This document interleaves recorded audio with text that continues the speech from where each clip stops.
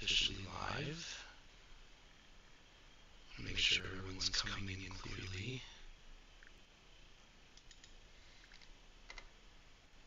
Twitch, Wyrdwarp.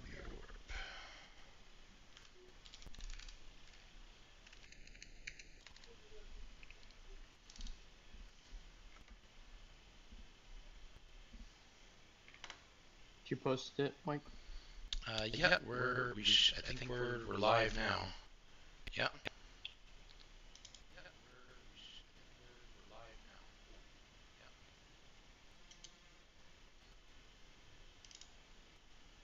So it is set up on YouTube still.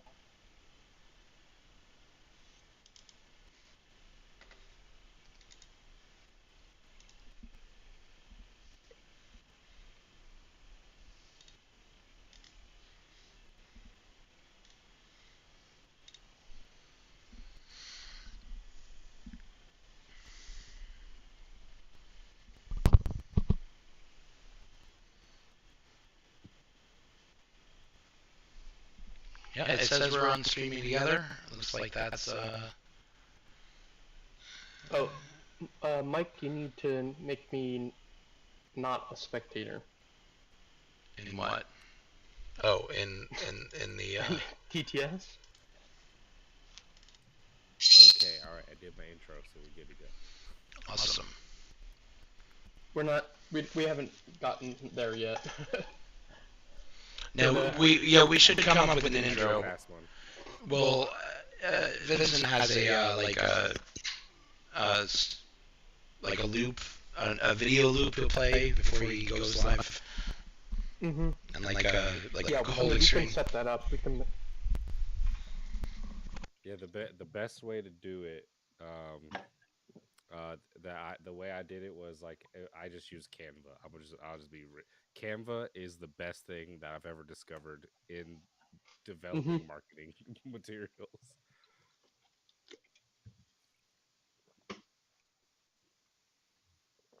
Oh, okay, all right. Yeah, 2 lanes. Canva is hacks. Canva is like the fact that I can take a PowerPoint slide and make it a video is pretty awesome. I love it. It's definitely my go-to thing to do.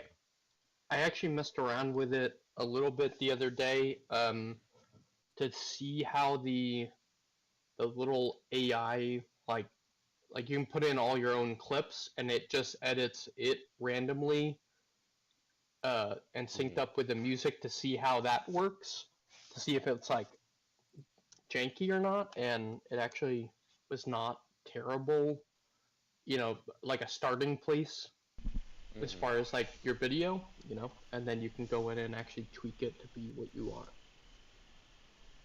So it's pretty cool. Yeah, I started using it to and I haven't finalized it yet because I realize it's going to take a lot more effort than I assumed. But I started using it to do like a more like streamlined learn to play video. Oh, okay. All I got was like, here's the zones, and this is what the zones names are called. No, and that took me like 2 hours just to get that situated. So it might take me a little bit longer to get the full thing, but it'll be worth it in the end. So I'm just adding the cards I did, and I'm putting the backs to them. Oh, remember Gojer? I just messaged him to let him know. Okay, yeah, I think he's at some kind of sports event right now. If that's live. Not sure. But yeah, we met him at Comic-Con, and he was very enthusiastic with his streaming. And he might have reached out to you. I don't know. We definitely recommended you to him. What was his name? Gojer 909. 909. He said not like a developer, but is just like he streams a whole ton of stuff all around, especially our area, but he's actually a really supportive person to independent like anything creators. But yeah, he was live streaming the KyloCon and was very very supportive and enthusiastic. That's good. I say I'm gonna look at my chat because like I got a message from a person called Super Soka,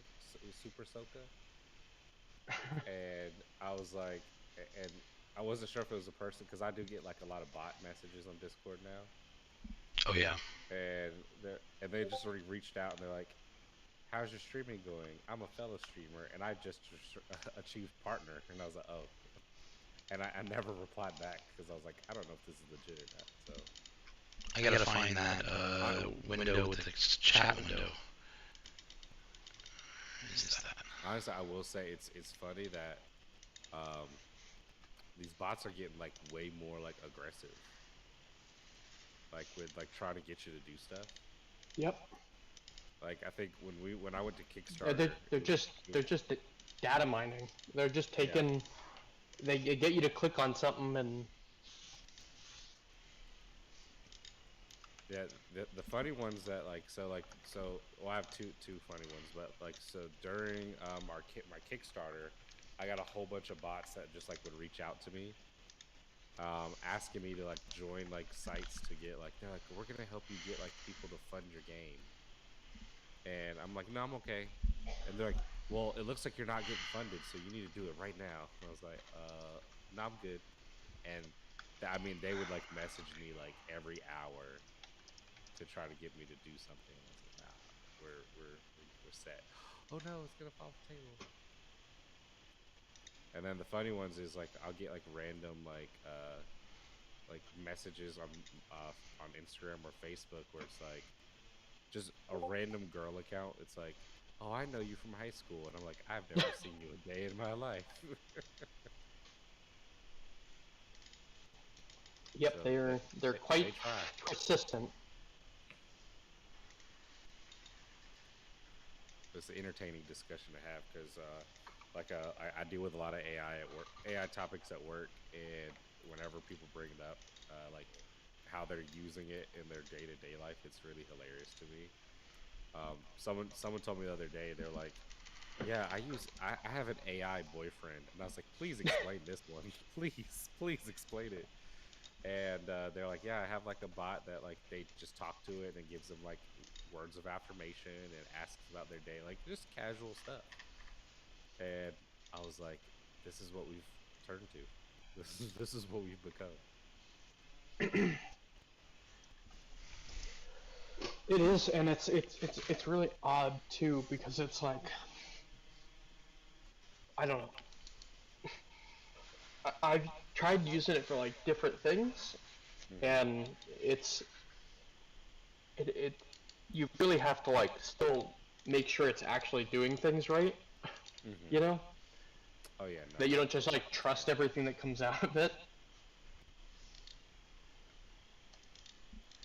yeah, that's the one thing. So right now I have a big project that I can't go too deep into it, but um, it's like an AI like it's supposed to be like a large scale like use case that we want to do to automate like an investigative process, but also like to be like reactive to the investigations. Okay. Um, so I'm like working on like the logic of how it's doing the investigative work and how it's going to make adjustments when things happen. Uh, let's see, try that. See things. Move this out of here. Uh, yeah, close that. Equals stock orders, actually lose stock. Okay, yeah, I'll get it back later.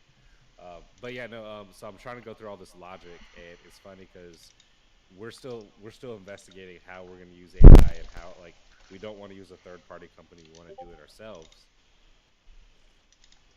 But then like all the people in the business, they're like, oh yeah, this is something you could like do in a week or two, right? And I'm like, no. Do you want it to screw us over? that's that's usually the question I tell people like, do you want it to like mess us up severely? Connor, have you played UOL yet? I know I got to find Vincent finally got to play some Wyrdwarp recently. I I don't know if I have. I feel like when you might have been going through the playtesting thing, I might have joined, but I don't think I ever saw your face. But I'm pretty sure I know the art if I look it up, like the. But I mean, it was a long time ago, so I doubt I've played like the current version, anyways. Yeah, no, I think the one, because I remember the last big one that we did with Kodak on Kodak's stream. It was like, I think that was when it was like the 24-hour stream, um, where he was just like, everyone was just doing, like, they got an hour to demo games.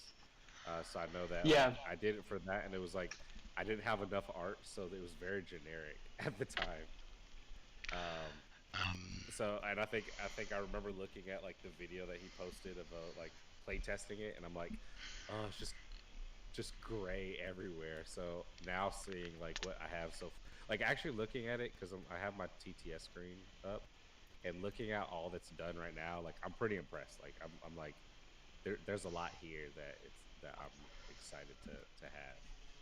Yeah, I mean, anytime you make any progress on it, it always feels good. Mm-hmm. Looks so cool. So hold on, let me update this because I added in all these new cards.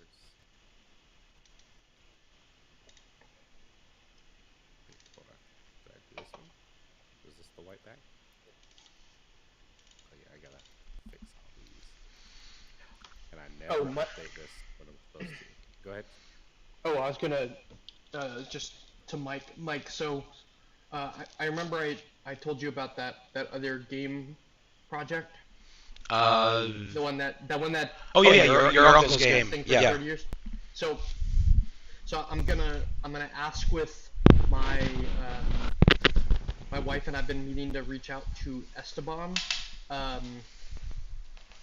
And what I'm thinking of doing is, if when I run it by my aunt, is seeing if there is a cancer research foundation she would want Yeah, that'd be a good idea. to donate through, so basically to give Vincent. So there's a game that my family, it's a card game that we've been playing for 30 years, and last-ish year we found out that the game we've been playing only exists within our family. And I've been trying to figure out ways that, anyways, my uncle passed from pancreatic cancer last year, and we created a card for him. He was laying in his deathbed, and he said, "Would you make me into a character in your game?" And we did. And then I was having insomnia one night and made the game that we've been playing in our family. And so I'm potentially gonna see if there's a cancer foundation that my aunt would like us to donate for that separate project of like whatever I work out, 25% or 50% of all the potential proceeds to go to that in basically honor of him. So that's. But I'll have to show you, Mike, all this other. I reformatted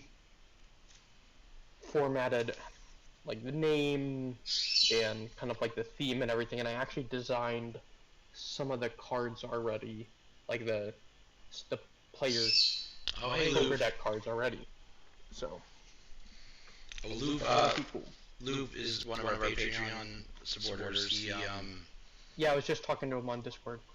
We got yeah. This month we have a pink Kraken, Moon Kraken, the sort of a pop art background, and then we have this the pink Candyman. That's the one from last week. And then I think you might actually have. I might have sent you one of these events. These guys. I have one of the Candyman, yeah. But yeah, this is from. Normally you have to go to Multiverse Games here in San Antonio to get it.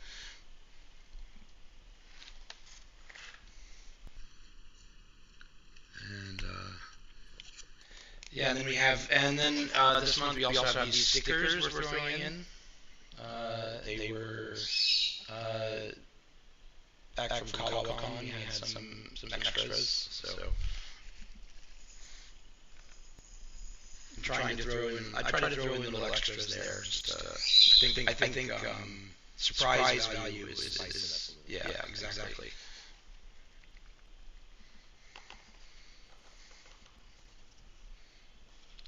Yeah, now this month it's stickers. Next week it'll be something else that I have come in.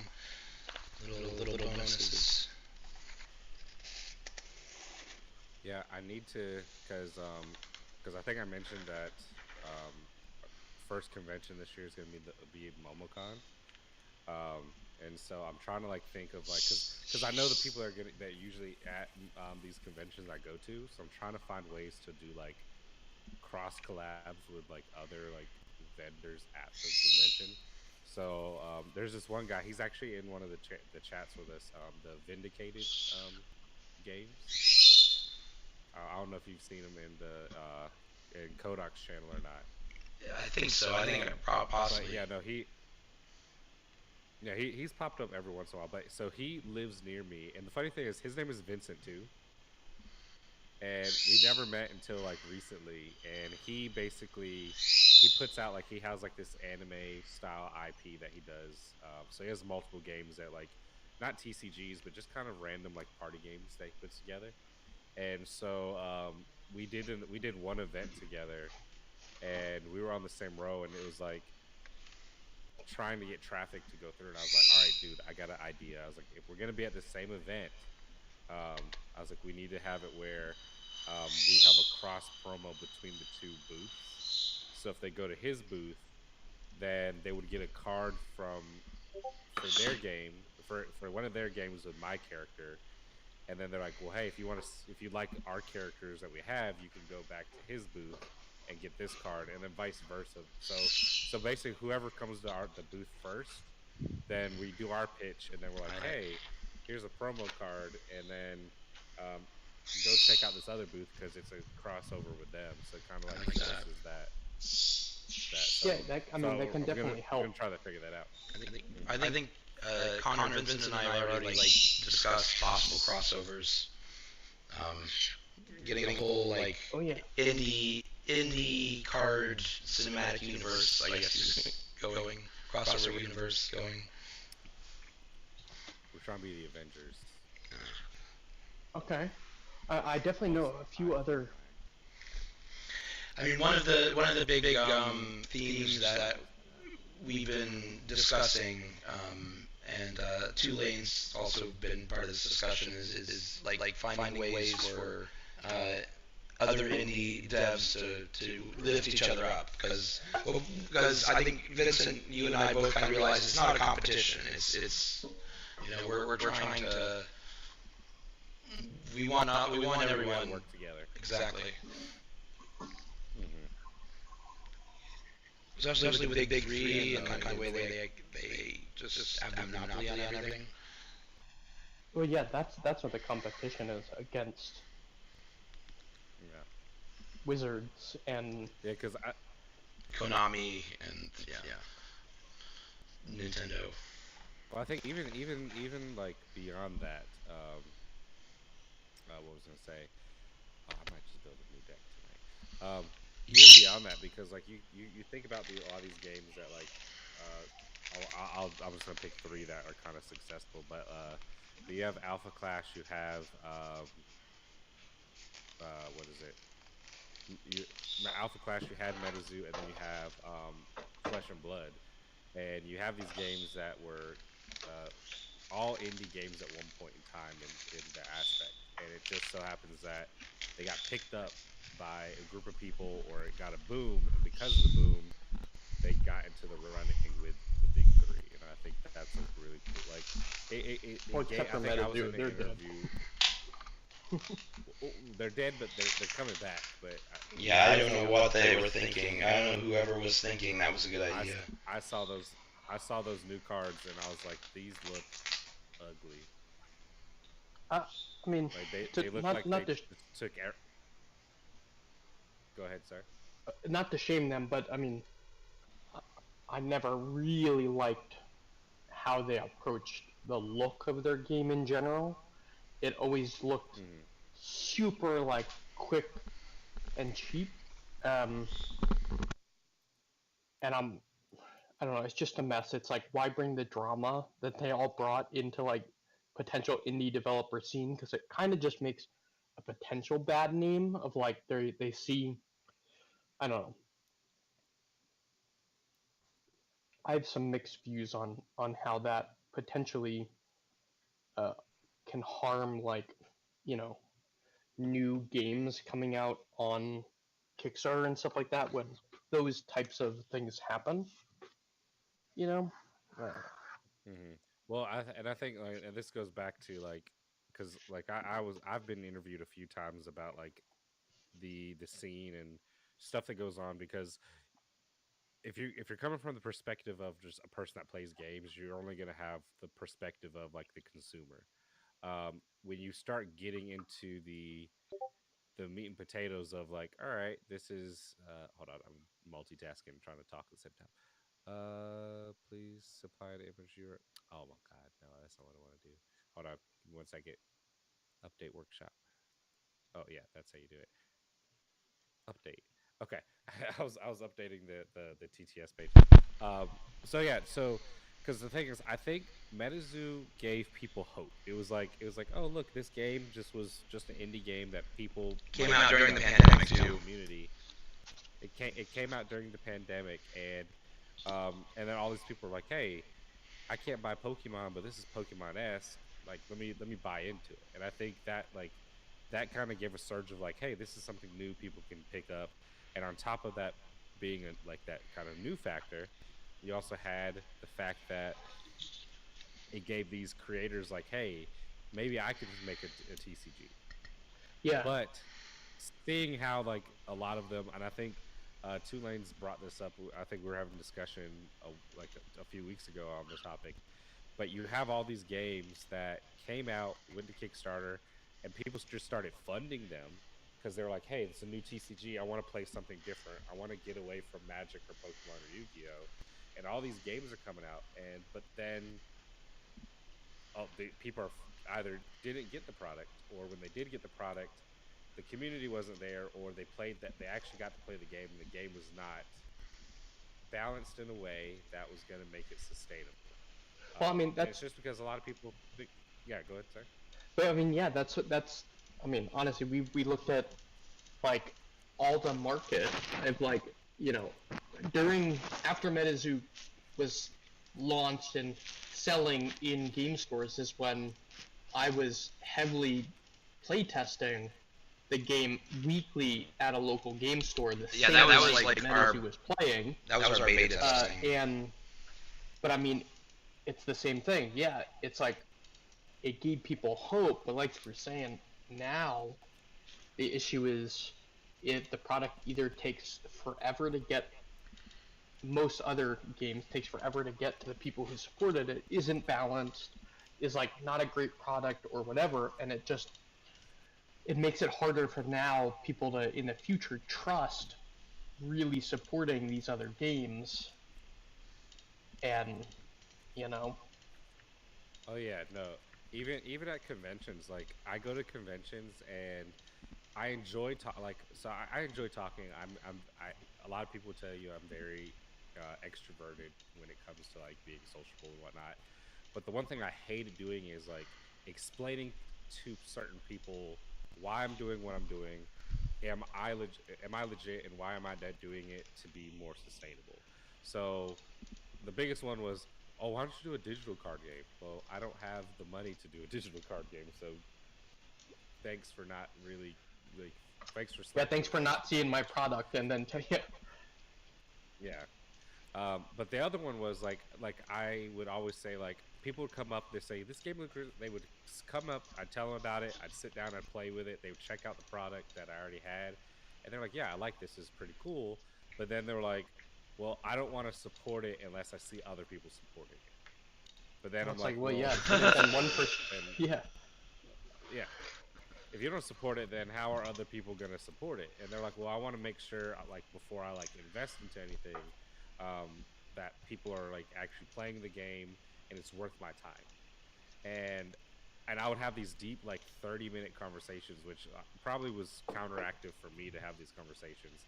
But yeah, that was kind of the pushback. It was like, hey, you know, like if you like something, you should support it. If you really truly like, I understand there's a lot of games that come out. Like, I went to a tabletop board game convention, 2 different ones, like a small one and a big one, and there's all these games, and they're all vying for you to say, hey, check me out, buy me. And it's like, well, who can be the person that screams the loudest or appeases to a certain aesthetic for people wanting to pick those things up. But it's like, a lot of times people say, well, I like this, but if no one's around to play it, then why should I look into it?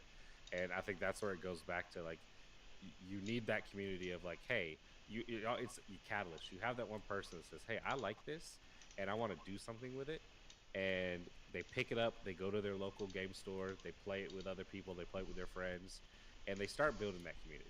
Like, hell, even Magic, that's literally how Magic started. Like, Richard Garfield created this game, just put it together, shared it amongst his friends enjoyed it, they shared it amongst their friends. I got double birds. Like, one of them was like, hey, double birds, 2 birds. Technically triple if you count the one in the shoulder, that's triple birds. Wait, hold on.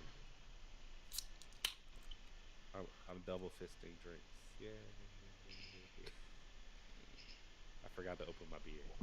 Hold my beer on this conversation. So this is the reason why I'm so slow on Tabletop Simulator. Usually I only have access to one hand at the most, because an avian tumor takes up the other one.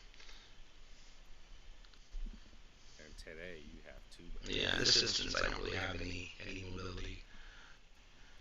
Wait, what's up?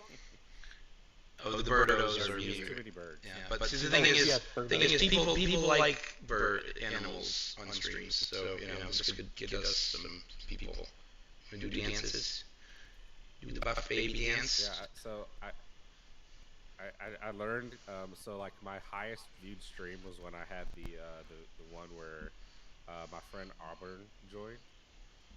And I was like, all right, that's the sauce. I gotta get like cute girls on the stream to No, draw the people in.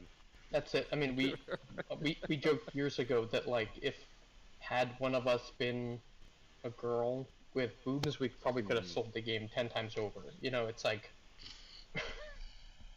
Oh yeah, no, look, that's my biggest thing. Like, I hate to say it, like, sex sells, and it does. And I know, like, I think I was. Yeah, it might not necessarily like get the community you want, you know. Oh yeah, yeah. Well, so I have like this is actually a TCG example. So there was a card game that I found. Someone told me about it. It was, and I don't know if you guys have heard of it, but it was called Taboo Contract. No. But it was a grid-based TCG, and it was created by this girl, this Vietnamese girl. And so I was like, okay, cool. Like, and this was during my initial research of like trying to like network, because in the beginning, no one would tell me anything. I think I would ask questions about like, hey, where do I start? Who should I talk to? Like, what are some printers that y'all recommend? And no one would give that information out. So I think I reached out to her, and she gave me like some information. She was like, hey, you know, usually people don't give this information out, but she's like, you know, I'm not going to gatekeep. So here's some details. So in the beginning, I was like supporting her. The game, like, I think the game wasn't my pace of something I would play, but it was like a grid-based TCG that it was based in like a comic book universe that she created. She did all the art and everything for the game, so she was from scratch. She made this game, and I was like, okay, cool. Like this is a really neat,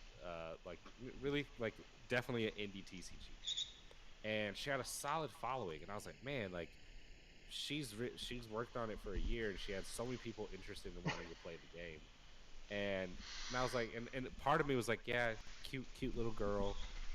She made this game. She's doing all the art. Like, she has a lot of support. And she even suggested, she's like, hey, I have a guy that does all my play testing, and he's helping me with card balancing because she was like, I'm not really good with that.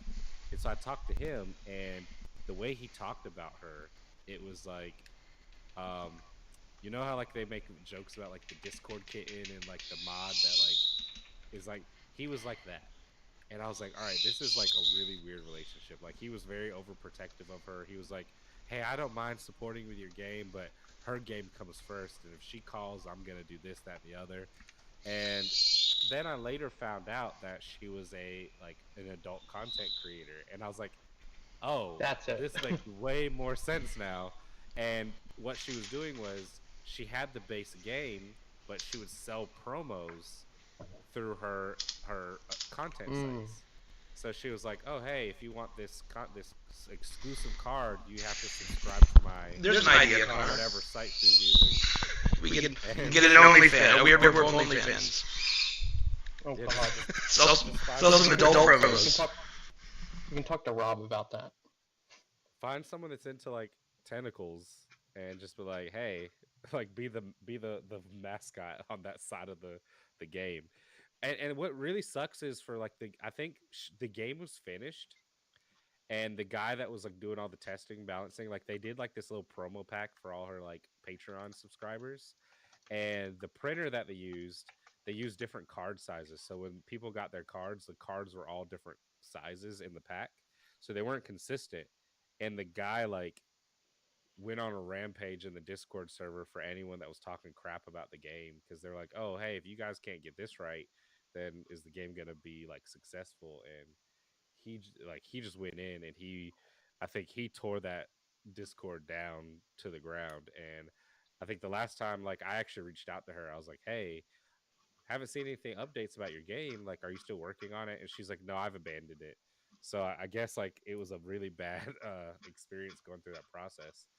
But yeah, that was like a really good example. Like she built that community, like not just because I think people are like, hey, she's cute, I want to play this game with her. And then they played the game, and they're like, hey, this game's pretty cool. And I was like, you just need that one thing that sells it. So I think the for me, like I have like some pretty cool art that people are like, I like this art, but I was like, I need to get some content creators or someone, like I need a pretty face to represent me.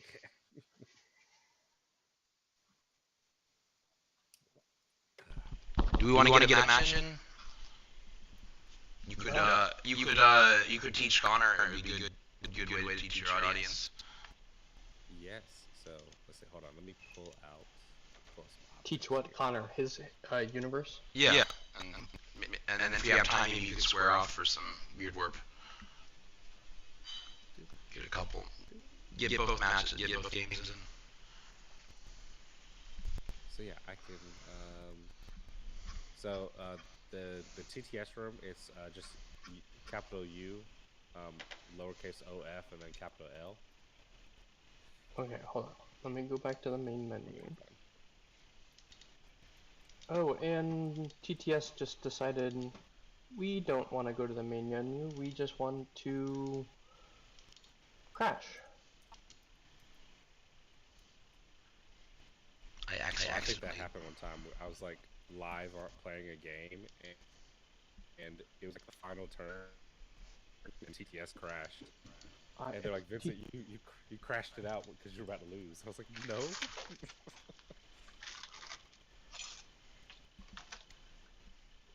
TTS just couldn't handle the epicness that was going on. I accidentally loaded wrong table.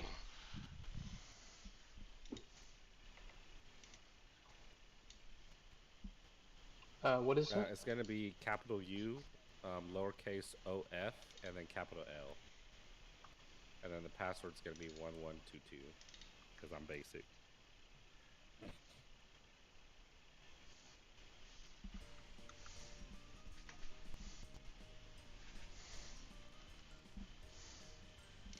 Hey, let's see. Promote. Sorry, what was the password again? 1122. 112. I mean, not that we're literally saying it live. Yeah, but if they join, they join. Oh, I think we kind of want that to happen. They're like, what's going on the server? And they flip the table.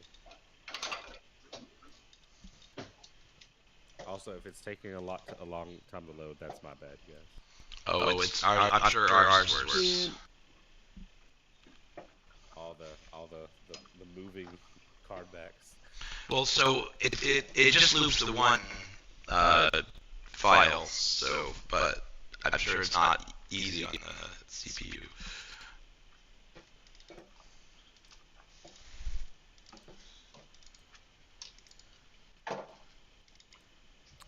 Wait, SmackDown was tonight? What the hell? Side note, I've really gotten into wrestling, and I'm all for the drama, just so you know. It is the manliest of soap operas. It is, and I'm like, was it the John Cena heel turn was amazing. Best TV I've seen in a long time. Okay, it says pick 2 cards from your deck, what are the decks? All right, so I have 2 decks here, so I'll go through it real quick, so that way. So yeah, this is the print. This is going to be like the representation of the print and play.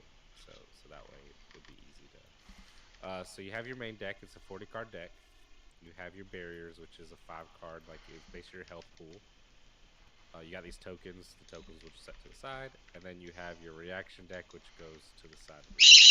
So whenever you play a game of Universal Legends, you're always starting with. I'm gonna zoom this in for my screen a little bit.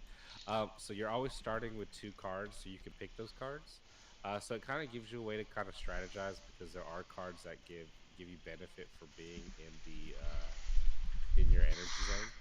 But since this is the print and play, I can tell you exactly which ones you want to use. I kind of took a note from the Universe's TCG of how they did their print and plays for Gen Con. I hope not too much, because I was very overwhelmed by their presentation, if I'm totally honest. Oh yeah, no, all I did was I took because you know how like they had those generic cards that was like, it was obvious that, hey, put these as your foundations. Yeah. That's all I copied. Other than that was it. So in the print and play, there are 10 copies of this one card. Right now, it's the only card that is that can go above like the card limit.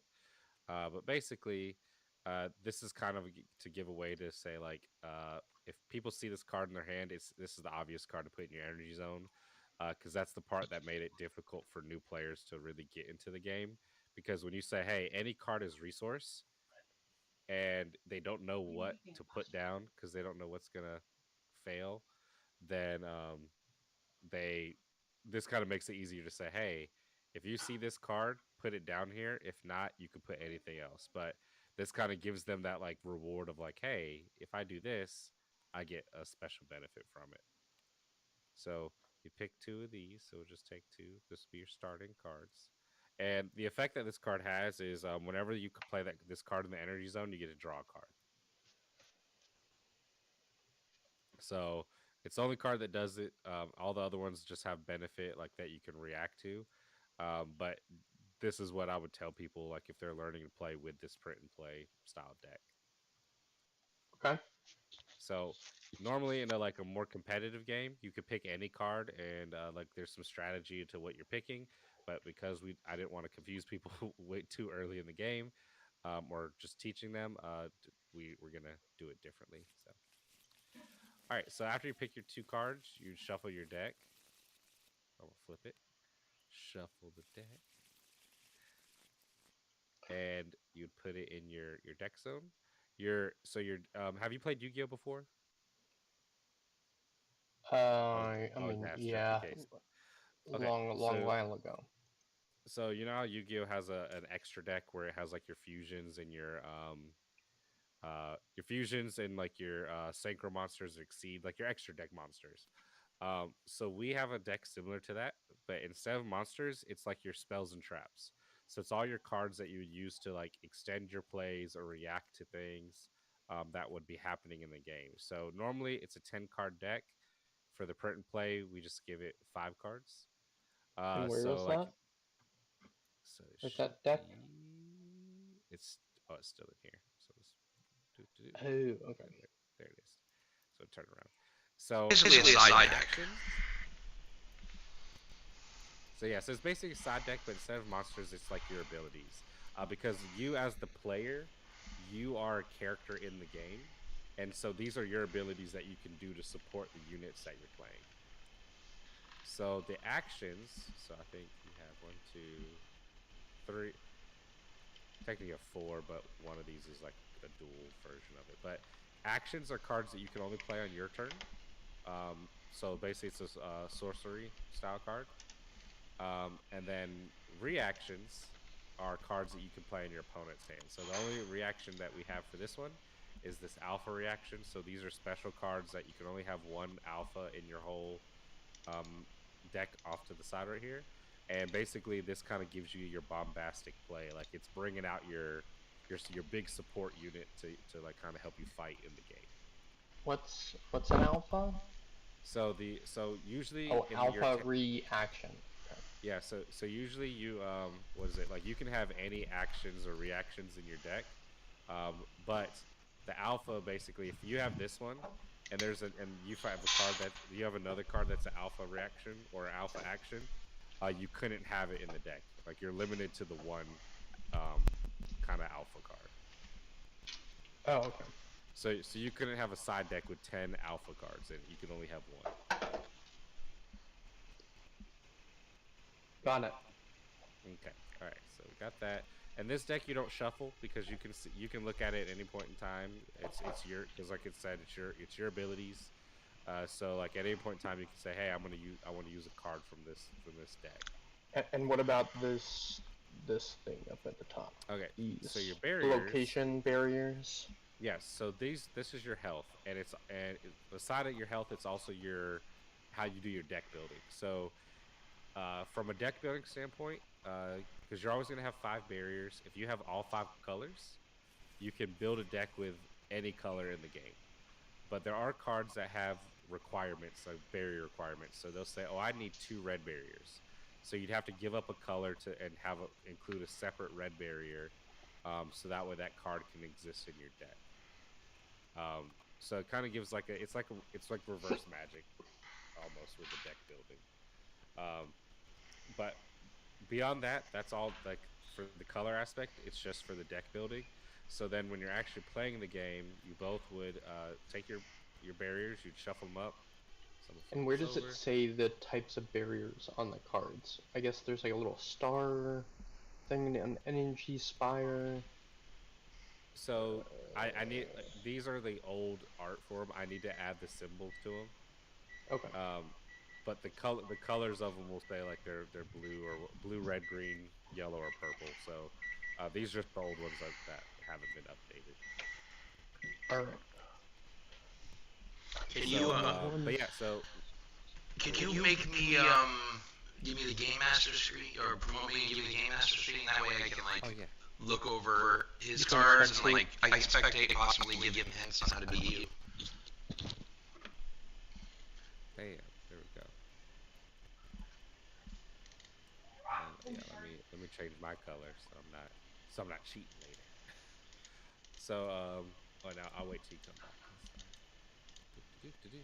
Gonna zoom in and out. Gonna spin it all about.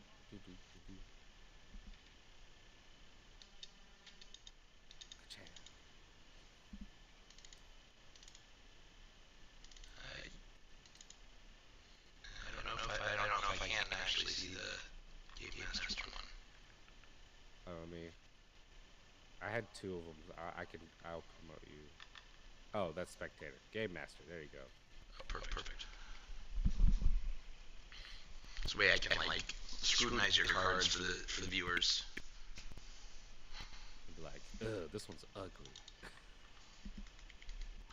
Oh no, more about strategies. I did my chill stream yesterday, and I decided to do character art, and by the time the stream was ended, I still continued afterwards, and I was like, I like this, but it's ugly. it was so like I think I shared it like what like I think it was I shared it in one of the Discord channels, but um it still has a lot of work to be done. But I learned how to do some shading and some texturing, so I was like, all right, learning exercise. That's kind of what these remix cards have been for me. They've been just me learning and practicing all these layers, different things. Mm-hmm.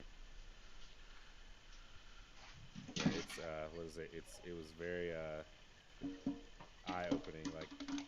Like for doing landscapes and simple abstract stuff, really easy. But when it comes to like doing like character art, it's like yeah, this is Connor, what are you doing back there? Sorry, I had something on the stove. There's always something cluttering around back there. Yeah, I know. I'm the clutterer.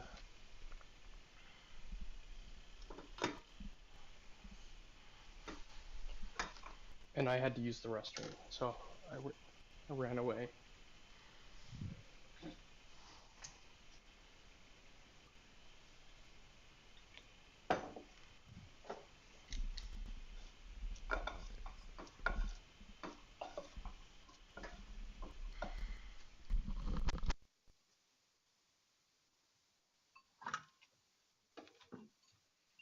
I'm gonna take Weirdwarp. No, sorry, I'm gonna take Two Lane's comment, and I'm gonna use that as like the catchphrase: "Break them barriers." Oh, okay, now I get it. I thought he just meant like barriers, as in, but now it makes sense. Yeah. So, but yeah. So, like the way that the barriers work is, so once you would show your opponent the 5 barriers you have, so that way they have an idea of what color you're working with. Um, you would shuffle it, and then when the game starts, both players are going to flip the top card of that barrier deck, and that's going to be your active barrier. So they either have a reveal effect, an ongoing effect, or a destruction effect. Okay. So basically, they don't have a health pool, um, and whenever the units attack, the units always will attack the barriers directly, and then then after I declare an attack, you can take the opportunity to what's it called? Attack the player. Well, no, to block it. Sorry. So once all 5 barriers are destroyed, that's when you do the final attack on the player, and that's how you win the game. So technically, you have the 5 barriers and then the final attack, so 6 health. Okay. So a lot of people think they're like that's too easy, but if you actually play, because a lot of the barriers have effects that either penalize you or benefit your opponent, so you kind of have to plan out how you're going to destroy the barriers. I think I had one guy that he's like that rush player, and he like played a whole bunch of cheap units really early, and he's like, I'm just gonna destroy it, like just run through. And I think he destroyed all 5 barriers, but he ran out of all his resources. And then the other player just kind of played the long game, and he won. And because it was like, hey, you actually there's some strategy to knowing the barriers that are available, and kind of being able to reassess the situation as the new barriers are revealed. Okay, but if there's only 5 barriers in here, why do you have to show them to the opponent if we both have the same 5 barriers? So we have the same 5 barriers for now because it's the demo, but it would be more for like when you get to competitive play, because my opponent might be like, I have all 5 red barriers, and you're like, crap, this is not gonna be fun. Okay. So it kind of preps you to say like, oh, this person's playing this kind of deck, because each color leans into a perspective play style. So like red is like, and it kind of goes back to the Magic. Okay, I get that. So, but yeah, that's kind of the idea, and I took that from there was a game called Argent Saga, and that was one of the rules that they had, where you had to show what your barriers were or your towers were. So then that way your opponent had an idea of like, all right, this is what I have to look out for as the towers are being revealed. So I kind of took that, and like I remixed that ability of the game. So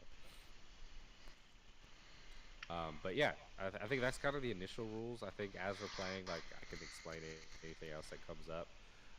But at the beginning of the game, you're gonna draw your 5. Is that 5? Yes. So you draw your 5. Um, I can go first just to kind of show you how the turn goes. Um, and then but yeah, so we'll draw the 5, and then when the game starts, we'll just reveal the top card of the barrier deck.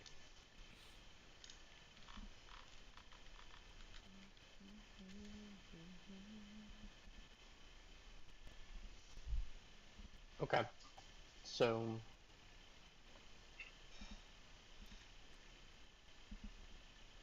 Jam. What does this do? And then same thing. We'll reveal your barrier. So you have the red barrier. Ooh, okay. Okay. And so if any barrier, when the barrier is revealed, if it has a reveal effect, you can go ahead and activate it even at the beginning of the game. So mine says I can draw an additional card, so I'm gonna go ahead and draw the extra card. And since I'm going first, I'll go through the phases. So beginning of the phase would be like the standing phase. So if you hadn't rested, uh, sorry, wrong order. Was it uh, draw? The turn order is right in front of me. So beginning of turn, you would draw. So every turn you draw 2 cards. First player only except for the gets to draw first. 1. Yep. So I would draw 1 card for the turn. So I'm gonna draw my card. And then charge energy from your hand. Uh, that step I need to adjust it. So first turn you don't get to charge because I'm already starting with 2. So I'll have to update this information here. Um, so you draw the 1 card, and then from here I can tap my energy. Sorry, I can rest my energy to play cards in my hand or from the reaction deck over here. So I'm gonna go slow, and I'm gonna play. Now, why do you not do the energy spire when this card is played in energy zone? Draw a card. So. Because I'm not playing it. They already are there starting the Oh, game. okay. Okay. So they're just there. It's the easiest card I can say. Hey, just put this card here. Okay. Okay. So I play. So pay my 2 to summon Bite Legend Collector. So she has a arrive ability that says I can add a Bite unit from my universe to my hand. So because her name is Bite, that's what I'm looking for. So I'm gonna search for her. Search. I'm going to find where is she? Where is she? Here's my deck.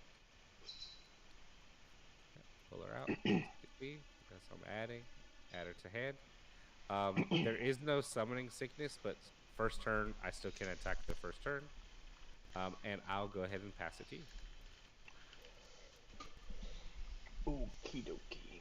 Alright, so I will draw 2 because it's my. Now, do I only draw 1? Because it said the first player. The first turn. On the first turn. On So the first turn, playing going first only draws 1 card. So do I will draw 2? Yeah, you would draw 2 because you're going second. Okay. So you draw your 2, and then you would take 1 card from your hand and put in your energy zone. So that's the benefit of going second because you actually get the energy. You got all the energy. You get the extra energy. Okay, so I'm gonna play this and draw a card. You got And then on the actions or reactions completed in this phase with an already charged energy.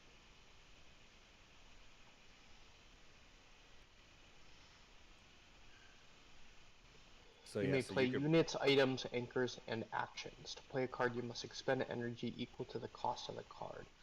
Card cost values are on the middle left side.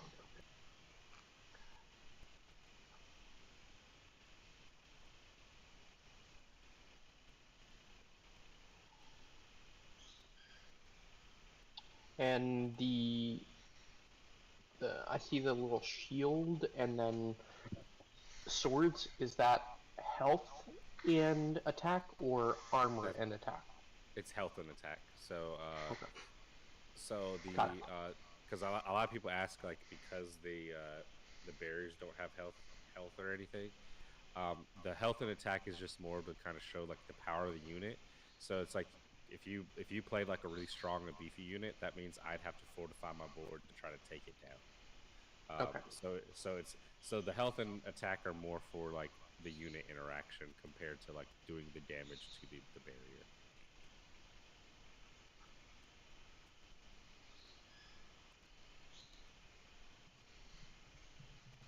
I will play this and deal 2 damage to this bite collector.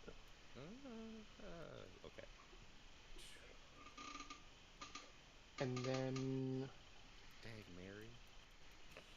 trigger a unit's effect, attack opponent's barrier. Now, how do you know how much health a barrier has? So the barriers don't have health. You could just do the attack and it's destroyed. Okay, but it's not a unit. Yeah, it's not a unit. It's its own like kind of like entity by itself. It's basically the barrier that's holding your universe together. Okay, got it. All right. So then I guess that would be my turn. You're trying to save your universe by destroying the other universe. Is that the basic? Yeah. So to save your universe, you have to destroy other universes that might be colliding into yours. God, so it's basically it's Fringe, the card game. Ooh, I love that show. That's a good analogy. Oh, I gotta look this up now because. Wait, hold on. How do you not know? Hold on. How do you not know Fringe? Wait. Have you not seen the show Fringe? Hold on. He clearly has not because he didn't understand the reference. Vincent, stop! Don't spoil it for yourself, Vincent. Binge it on Netflix. Do not spoil it. That's it. Do not spoil it for you. It's such a good show. You will love it. Trust me, dude. You will love it. Don't spoil it for yourself. You need to binge it on Netflix. Okay, all right. I'm gonna add it to my. I'm adding it to my watch list right now. You need. Yeah. I just realized. Like I love Fringe. It's one of my all-time favorite shows, and you will love this. It's got a Universe of Legends thing going on, kinda. It's not. Mike. So actually, Chelsea, I have the Blu-rays, and me and Chelsea's watching it for the first time now also, and she is obsessed with it. I've seen it, I don't know how many times through multiple times. Sorry. I realized like you really don't want to spoil it for yourself. You really should. No, you don't look up anything because you only get to watch Fringe one time for the first time. So. Okay, all right. But it starts out. I tell you, it starts out kind of feeling like X-Files clone. But then but then as it goes, you start learning about the multiverse stuff and how the multiverse, all the way they collide and stuff. And yeah, I'm actually surprised you haven't seen Fringe. If having seen the show and played the game and lore, yeah. Yeah, once you have a kid, like trying to keep up with certain shows and suggestions has been super tough. Like. My goal this weekend is to at least watch the 2 episodes of Daredevil. That's the goal. Yeah. I don't have kids other than the birds, so I was ready to watch those as soon as they dropped. Like I got lucky because when she was like within the first year, I binge watched like a whole bunch of Doctor Who, and I was like, the initial premise of my game is Doctor Who. This makes sense. Fringe. The whole Fringe has exactly 100 episodes. It's got a full, so it's self-contained from there. So you're not, you don't have to like, it's not Doctor Who level stuff to watch. But I did enjoy Doctor Who. I just want to throw that out there. Now, did you start with new Who or did you start with old Doctor Who? I started with new because so I started with the 9th Doctor. Because I think that's when they brought the season back. I think that's what's on HBO. There was the David Tennant one. Chris, you started with the Chris Ecclesiastes. Yeah, he was only in there for 13 episodes. And then you get David Tennant, and then you get that's because Tennant Doctor. I think right now, because I stopped because I had to like pivot to something else, but I stopped at like the old doctor, like the guy that he's like an old guy. Peter Capadelli Doctor. He was my favorite of the run. Because I like grumpy. I like grumpy asshole people. Like I didn't like him at first, but then he had some really solid episodes. It's like, wow, this guy's It's intense. I just started watching the Jodie Whittaker seasons. She's the girl. Yeah. She's on the Blu-rays. It's actually enjoyable. I do like it. She brings back some of that kind of like chaotic, quirky David Tennant vibes. So everyone getting all upset about. So I tapped 2 to play. I played D-Ranger Defender. So he one attack, 3 defense. He cannot attack. But I can use him as a blocker if I need So to. why do you have 2? What is this? D-Rangers in training. Oh, this is all I had to like. So I had other cards in hand, but this is what I played as my energy. So this is a cards as resource game. So you use any card. You can use any card, but because I want to teach people how to play and make it take the thought process out of it, you can just be like, hey, just use this and just place this down. So it makes it more like from a learning standpoint. I like thought process, but yeah. Yeah. Okay. Well, I think I did a lot of my play testing with like veteran players, and then wanting to bring in players that have never played a TCG before. Oh yeah, we get that. So that's kind of because I think there's a lot of people that they read every card and they're like, well, if I do this, what's gonna happen? And I'm like, just pick something, just throw it down. But yeah, I played my 2, put this unit down. Then I'm going to actually pay my last one. Don't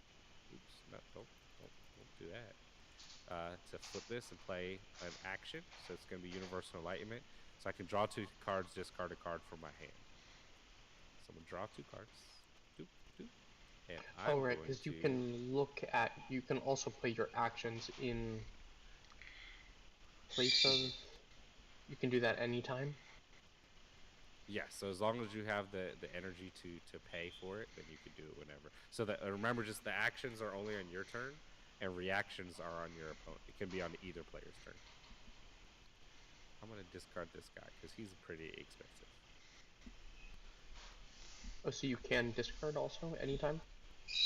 No, that was the effect. Oh, okay, yeah, discard. Okay. Universal and draw 2. Yeah, I got it. Yeah. Okay. So he can't attack. So I can't attack you at all. So I will pass my turn.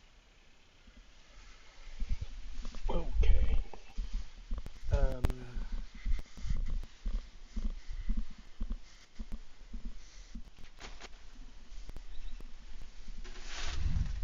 Alright, so these technically undo, right? Yep. So at the beginning you would untap or stand the cards. I have to remember not to use tap. It's so hard. So hard. And so every time you draw 2 cards? Every time, yeah. Okay. So I wanted to make the game fast-paced enough. That's why you get to draw the 2 cards. There's no summoning sickness. I wanted the game to focus on give you that sense of urgency. Like, hey, if you don't do nothing, your universe is gonna collapse. You're gonna die. So it's kind of forces you to all right, I gotta kind of play fast. You can have your moments where you're sitting down playing out your strategy, but I think the fastest game I've ever played was 5 minutes, and that was still a couple turns within those 5 minutes. And it was a fair 5 minutes. I lost that game, but it was fair. I accepted defeat at that point in time. Step up. Good boy. Sweet.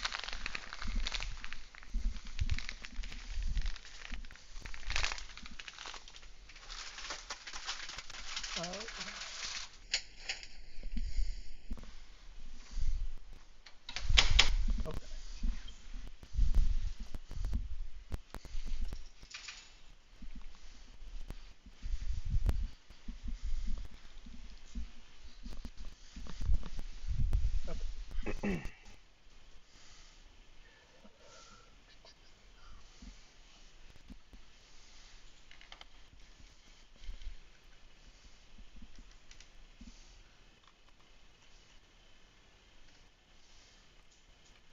haven't looked at the art of my cards in a while, and I'm like, man, these look good.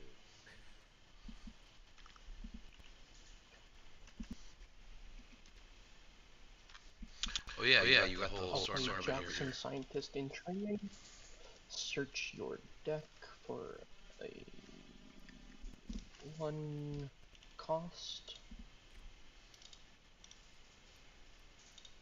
Yep, 1 cost item, and stacking under. So stacking is the like the mechanic that I accidentally created with banding, but I was able to flex it to make it work. So, but stacking is kind of like you can stack units based off of like keywords.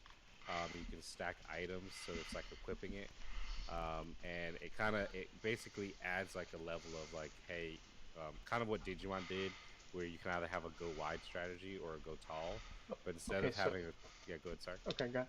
So the only. Okay. So I can like, is this correct? Putting this under? Yes. Okay. So then what you want to do, I'm gonna help you that there. So this will go here, this will go here. So that way, the stats below it also get added to the top card. So similar to how Digimon has their inheritables, it's kind of the same concept. Okay. Ugh. I hate this card against when it's used against me. Which one? The jacket. Whenever someone plays the jacket and you don't have it, you're like, it's a scramble to like get your own jacket to like block it or use something else to block it. Yeah. So, I was thinking, is it I'll attack the barrier? Yeah, so you attack one unit at a time. So you could say like, all right, you're gonna attack with Jackson first. So you would tap him or rest him to say that you're going to attack. Oh, okay. So maybe what I will do actually instead is, I'm going to attack with Jackson to this first. So you never attack the units directly. You're always attacking the barriers. Okay. The only time you can attack a unit is if the unit is rested. Oh, okay. Alright. Well, then we'll do that. We'll attack the barrier. Okay. I can't block that, so barriers one is destroyed. Flip. I got my purple barrier. What does this one do? When this barrier is revealed, summon a 1 cost minion. So that's what I do. From my universe. Search. I'm gonna pull out. Where are they at? The D Rangers. Flip.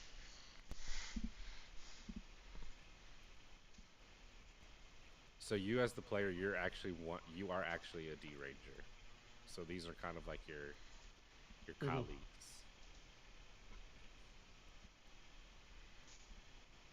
All right. Okay. So continue. Yeah. So you attack Jackson. Barriers destroyed. So you can still keep going.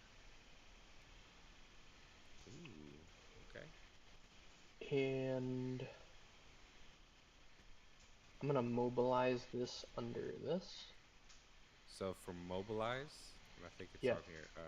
So you can only mobilize with other units that have that mobilize. Oh, minions. keyword. Okay. Yeah. Okay. Yeah, I think we did it the other way before, and it was crazy. So the mobilize feature, I feel like I definitely kind of want an adaptive version of this for our game, Connor. I think there's something there to it. Yeah, I think we actually do have something similar in another one, so I will. Okay, and I think that will be, and then I will attack. No. I think one of the cryptids in the bug deck can do that. Like combine with You another should do. Oh my god, this would be so crazy. All right. Oh, what's the guy with the bees? Candyman. Okay, if you did something where it's like a Candyman-esque character, and the deck is just a whole bunch of small bugs. And then when he comes into play, any bugs that are on the board kind of come into him, and he gets the power boost of all the bugs. So it's like a one-time thing, and then that way it's like you're building up like, oh, I'm gonna try to play as much as these little bugs as possible, and then pull them all in to build this like really crazy. Mike, so maybe that's how we could actually change to make the swarm mechanic work in the insect deck. Well, so maybe I'll take that idea. So I don't think this. So I think the swarm mechanic. I think this actually the mechanic as you described could actually synergize with the swarm mechanic. Like, what if it could absorb everything? What if it was a card that came out and absorbed all the swarms into it? That's what I'm talking about. Yeah, I like that idea because we actually have that similar in a prototype deck that I've been working on, but we haven't been able to make it feel fully finished, so I'm gonna work with that idea. Okay. Alright, so I'll do another attack. Okay. I'm gonna just block it, so they just trade and say bam. Okay. He put his shield up and he said, good luck next time. Alright, and that'll be my turn. Alright, so I'm gonna drop a 2. I'm gonna put one of these buddies down. So I got my 4. Okay, what do I want to do here? What do I want to do? Do I want to do shenanigans? I think I do want to do shenanigans. Hold on.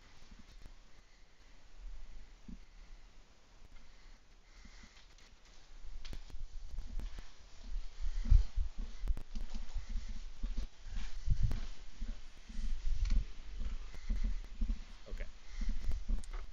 Yeah, I'm gonna do shenanigans. So first off, we go back into the deck, and I'm gonna do one of the cool combos that I always teach people because it's fun. So helping hand, playing it as an action. So I'm targeting a legend in the unknown, which is my graveyard, and summoning them to my side of the field.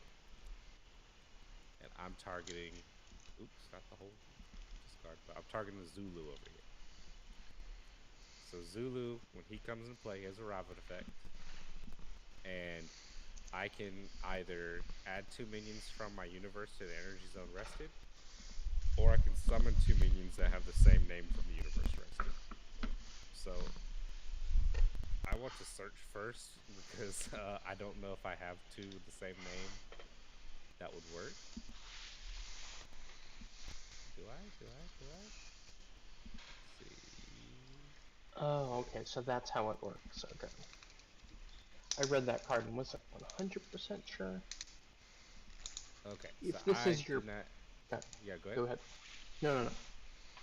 I was gonna say, so I don't have 2 minions in my deck that have the same name to summon to the field, so I am just going to pick 2 cards to put in the energy zone. And I'm gonna pick. That was just hard. Oh wait, so you can just put all of the cards you might play into your energy zone? Yeah, you might play. Well, I think there are some that can be played from your energy zone. No, it's this. I had to read that card, so. I'm just gonna pick these 2. So they'll come in rested, so I can't use them. So it's to be there. But this is rested because I used it to pay for the card. So he's out. He's on the field. He's big beefy guy. I still have 3 energy to play with. I'm going to.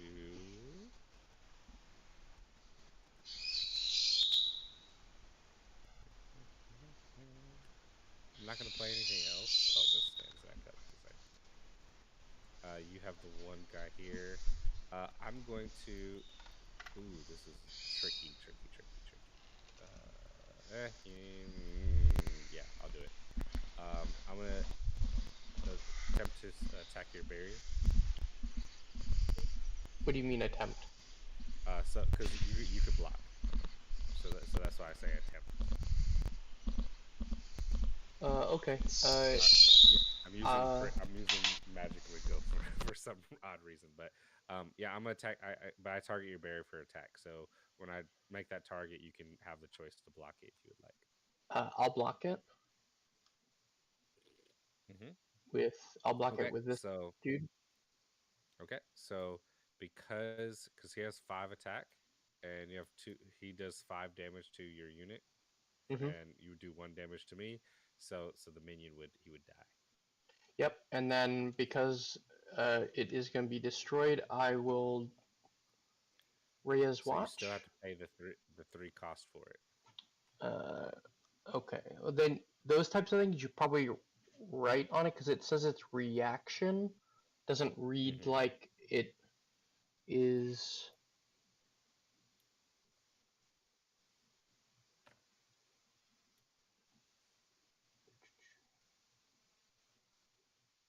Units rest compare their attack power.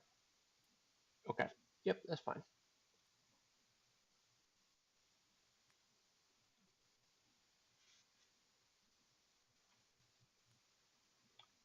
Well, then he's So just that is destroyed. that. Um, I'm just gonna go. I'm gonna overextend a little bit. So yeah, I will just destroy that. Because So these are just not, these are rested or whatever, so I can't block it yeah. anyways. Mm-hmm. And then because it's destroyed, you can actually pick one of my cards to destroy.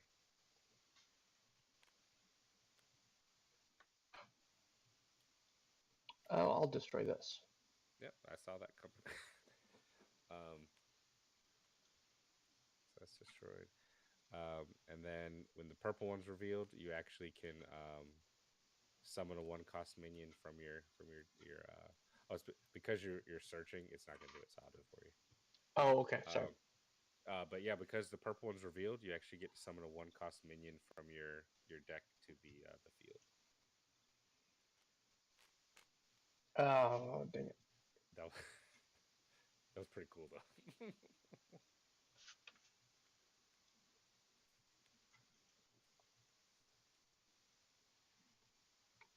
Cost minion. I don't know. I think we have the same deck, so it doesn't matter. But I think you pulled. Oops. Oh, I can't touch your stuff. There you go. Doop. Oh, never mind, that's 2 cost.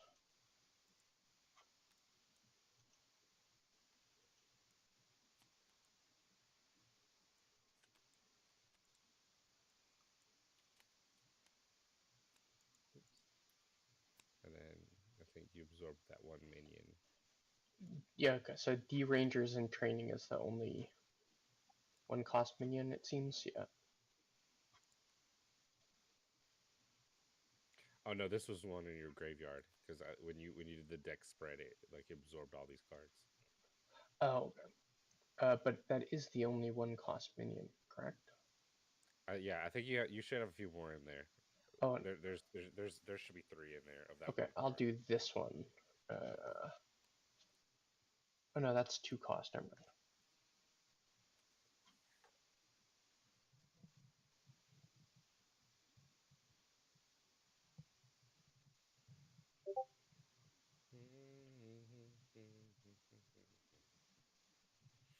Where did the other one go?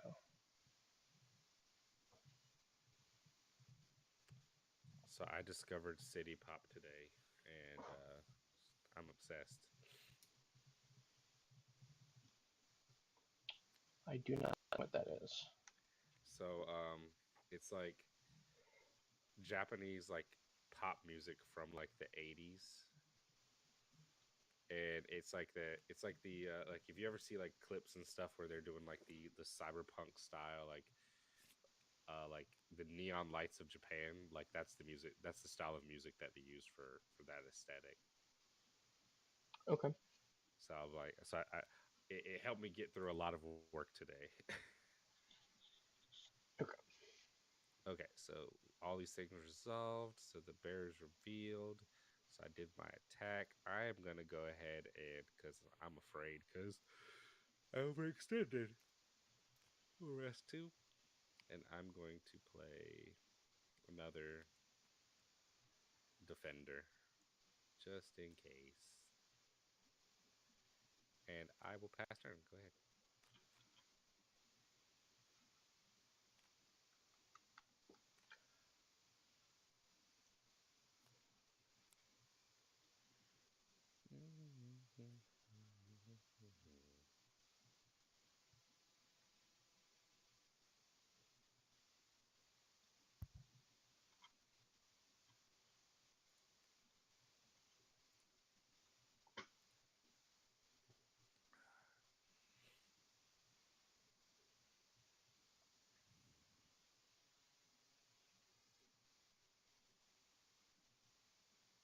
And remember to put your one new card in your energy zone. Mm-hmm. Hello. Oh, is this Gojer the one that y'all telling me about? Then Gojer 909. Yeah. Hey, man. Give him a follow. Okay, so I put another energy. I'm gonna play this. Okay.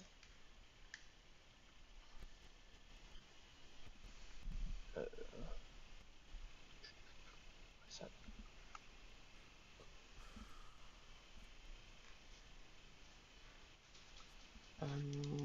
Oh, okay. So that was that barrier ended up in my hand. And then what does it say? Draw 2 cards, discard a card from your hand.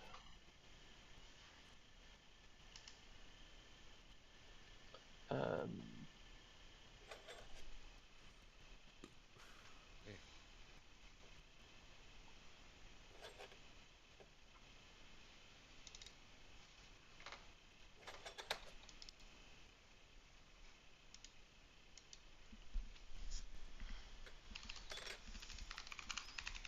Legend.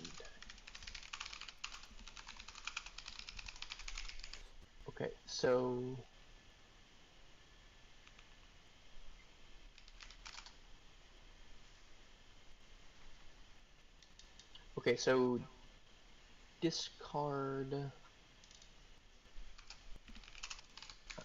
I don't know. I guess I'll discard this because I'm not sure. So how many things can you add into your energy zone per turn? So you're only doing it once per turn, unless Okay. that's your normal phase, and then any additional things would be like through other card effects. That would pop like what I did with Zulu. That was like just because of his effect, and that's why he costs more. But if you could cheat him out, you could cheat him out.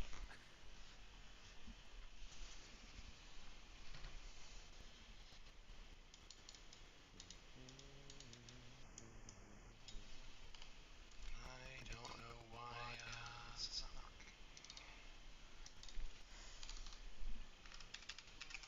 Side note: if you do a theme for the big boss monster, it should be like Candyman, but instead of the bees, it should be the moths. So then it's like a Mothman version of Candyman. How many things can you stack on a card? So the limit is 3. So on this map, this is kind of the old design. So like it just has the 3 like colored zones on here, but the limit is 3. So you'd have your top card and the 2 cards underneath. And so if you're looking at items can be equipped to or stacked to characters that have item slots. So mostly right now just the legends have the item slots. And then in the item on the left, kind of like top left side of it, it shows the weight, and so that weight tells how many slots it takes up for that character. Got it. Okay. Well, I'm gonna add. I don't know. I'm getting crazy lag on this. I'm trying to like type back to Gozer, and it's like giving me a bunch of crap. Like typing things in twice. Yeah, earlier my lag was horrendous, but it's normal now. Make sure you're not like it's going through Discord or whatever. So. Yeah, Gojo, this game they're playing now, I think I plugged it a bit at ColoCon last time we were chatting. It's yeah, Vincent has his own multiverse he's working on. This one, much more human centric. Definitely stands on its own.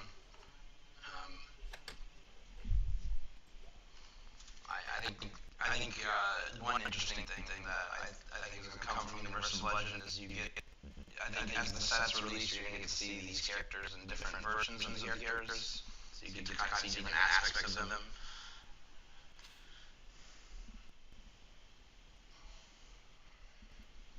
Let's see what's returned to proto attack there. God dang, this guy. Oh wait. I think this guy was. This guy came in clutch for me last time. Oh, wait, yeah, yellow's too good. Like yellow was the first color set that I finished and created, and I was like, I knew I would hate yellow, and so I was like, all right, I got to build stuff around beating yellow. Can you take things from other people's unknowns? Yes. So if you wanted to, you could take my Zulu and do some shenanigans. So what was that sports event you were at, Gojo? I saw there was something going on. He was at Raw. Wait, no, that's Monday. He was at SmackDown. It looked more of like a soccer or a baseball type thing going on. Okay, so for this, do I need to pay for it when I take it from your side, or it just says summon? So you're just summoning it. So you just would put it into play. So it's like universal. Helping Hand is like a way to cheat the system a little bit. Let's see. We'll try to help you a little bit. No, this was just easier to find them all.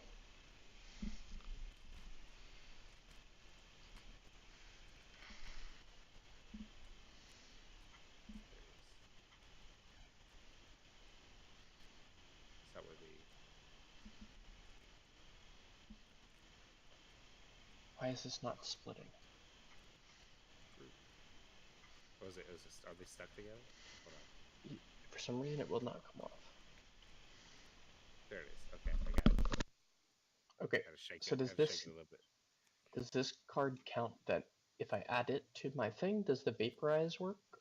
Next card you play costs one less. For if you add it to the field. Yeah. So the way that you'd want to do it. So like if I put this in my energy. So for the so if you do it for the energy zone, it won't work. So the energy zone is like you're basically consuming that person for energy. So what you would want to do is because you have two of them. Yeah, I can summon the same name. You can summon the same name. They both come in, but they both have mobilize. So you can kind of cheat out the fact that they're here. And you can put them together. Oops, that's the wrong way. So you can put them together. So that means they're one unit. But if this unit is destroyed, you would get only one gets. No, you get both. Okay, that's fine. So whenever you have a stack, that stack counts as a singular unit by itself.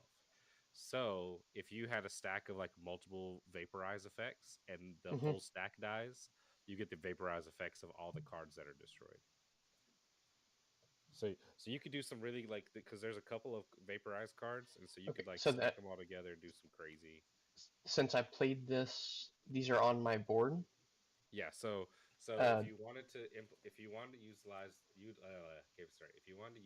the vaporize aspect, you would want to go ahead and have them out on the board. If you wanted to kind of push your energy limit up, then you could put them into the energy zone, but you wouldn't get the effect of the vaporize. Okay. All right. No. Like this. Okay. And this is a all right, big that beefy board. Yep. And I don't like how this is looking. This grew way too fast. Yeah, you're not in a good. Okay. Kind of on the ropes, Vince. I think I might just swing 100% with everything and just see, because I don't think you. What are you? If you block with everything.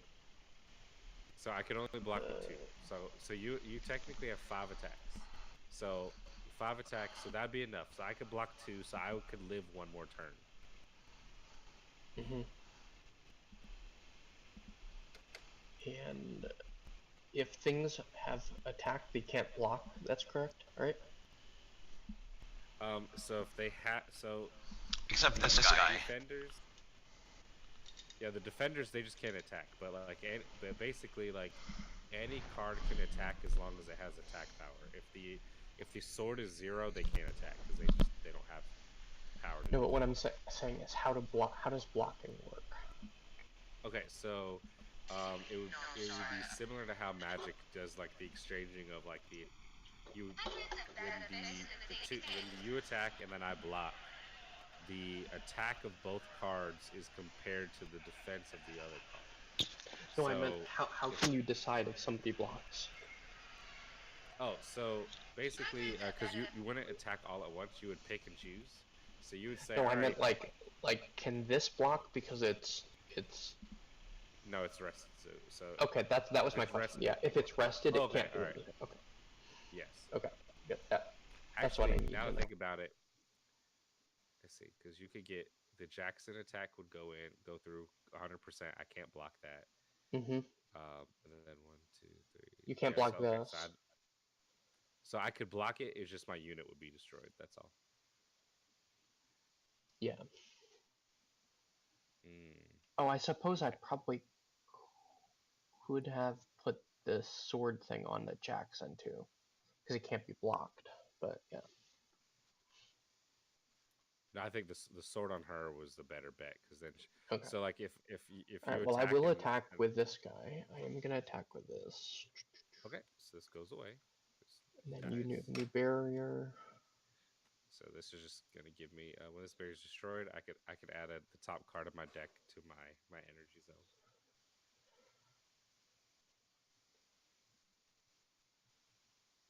So okay, so we have that one. So go ahead. Do you go next attack? And then I'm gonna attack with this. Mary.